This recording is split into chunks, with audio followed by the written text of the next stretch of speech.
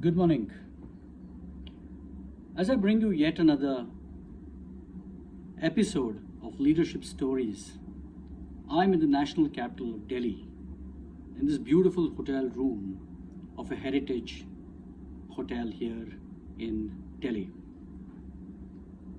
Today I want to talk about the continuing saga of leadership and what makes leaders succeed. Is it leadership competence? Is it intelligence? Is it traits? Is it behavior? Or is there more to it? Well, Daniel Goleman, the great researcher, said that there is more to leadership than just intelligence, competence, traits, and behaviors. And he called it emotional intelligence. And Daniel Goleman's model consists of the following: self-awareness. Are you aware of your own self? Are you self-regulated? What gets you anxious? What gets you emotionally disturbed? What gets you on a high or a low? How do you motivate other people, and how are you motivated? What gets you to stay focused on the job to be accomplished? Are you empathetic to others as well as yourself? Can you forget mistakes?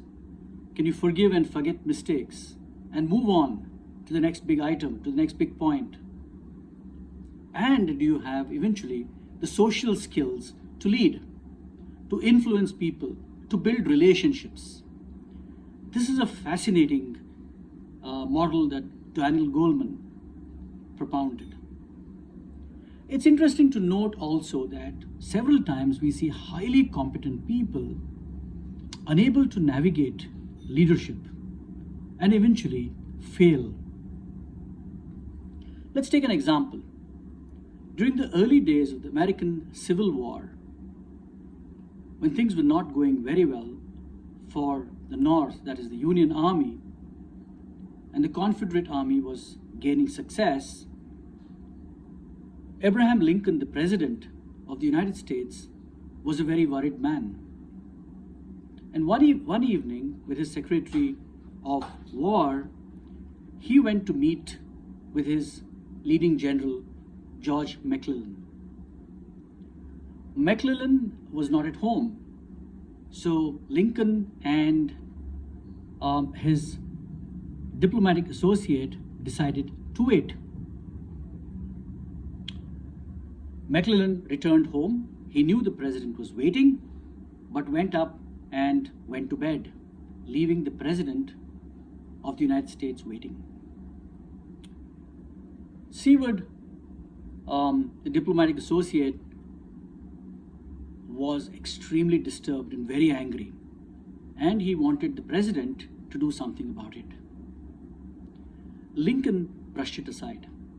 He said, at this point in time, George McClellan's presence was more important than his personal feelings or his ego. And he said, I'm going to let it go for the moment. And that's what he did, because the larger purpose was more important to him than his immediate self-esteem, ego, and so on and so forth. What a brilliant example of emotional intelligence. He put aside his personal feelings or emotions for the larger good of the purpose, and he was extremely focused. Fast forward a little while ahead, and he eventually did replace George McClellan, the general, with somebody he thought was more competent. So he also held the general accountable for his behavior, social skills, and so on and so forth, as Goleman's model enunciates. There's another great example of when Mahatma Gandhi, a young MK Gandhi, was in South Africa and agitating because the South African authorities wanted non-whites and Indians to wear a mark which delineated them from the rest of the population. Gandhi vehemently protested this. He was sent to jail eventually. And he kept the agitation going. But eventually, when he returned, the South African president Jan Smuts, who later on went on to play a large role in the Second World War, told him that he would accede to Gandhi's wishes if Gandhi agreed to call off the agitation, but it came with a rider that he would not allow any more Indians to come to South Africa. Gandhi thought long and hard about it and decided that this was not something that poor Indians could afford, and decided to call off his agitation. Once again, you see how he put his personal feelings or ego or self-interest aside for the larger good. And that is eventually what makes leaders succeed. That is what brings leadership to the fore. And it's fascinating how these great leaders are able to focus on the larger picture and not look at small things like their personal interests or ego and so on. Thank you very much.